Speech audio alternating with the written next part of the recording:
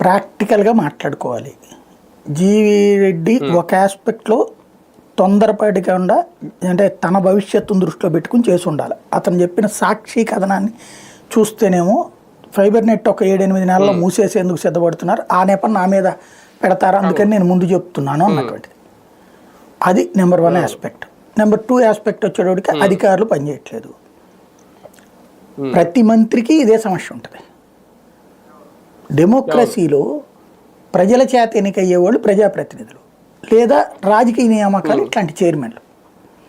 వీళ్ళ ఆలోచన ఏంటి, మా ముద్ర ఏదో ఉండాలి, ఏదో ఒక మంచి జరగాలని కోరుకుంటారు ప్రజలకి. కానీ ఈ మంచి జరగాలంటే అరడజన్ వ్యవస్థలు అనుసంధానం అయి ఉండాలి.